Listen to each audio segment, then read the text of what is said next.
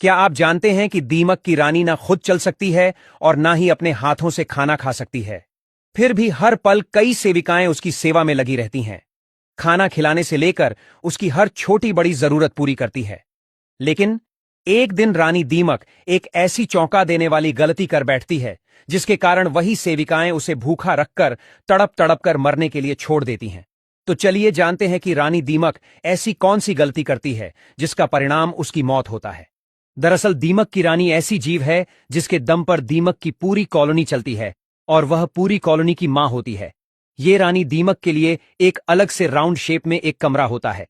दिखने में यह रानी 2 इंच लंबी, मोटी और भद्दी होती है और उसका मुंह इतना छोटा होता है कि दूर से दिखाई भी नहीं देता। दूसरी ओर दीमक का राजा कद में रानी से छोटा होता है और वो आमतौर पर रानी की आसपास ही रहता है।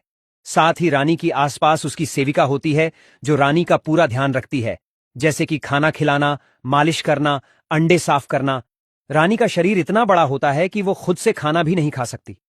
कॉलोनी में रानी का काम सिर्फ अंडे देने का होता है। वो दिन रात बस अंडे देती रहती है।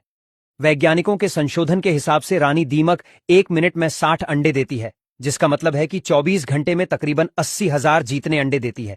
जैसे जैसे रानी दीमक अंडे देती रहती है, वैसे वैसे वर्कर इन अंडों को साफ करके उस कमरे में रख देती है जहां अंडों को स्टोर किया जाता है।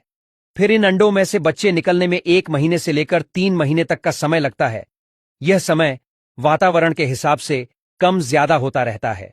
अगर ज्यादा गर्मी होती है तो बच्चे को बाहर आने में ज्यादा समय लग जाता है।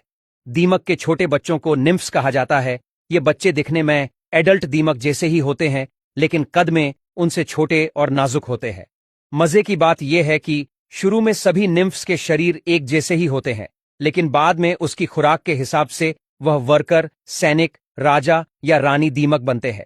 मतलब कि किसी निम्फ्स को वर्कर या सैनिक दीमक बनाना है तो उसको एक अलग भोजन दिया जाता है, और अगर किसी निम्फ्स को रानी या राजा दीमक बनाना होता है तो उसको विशेष भोजन और साथ साथ मालिश भी दी जाती है।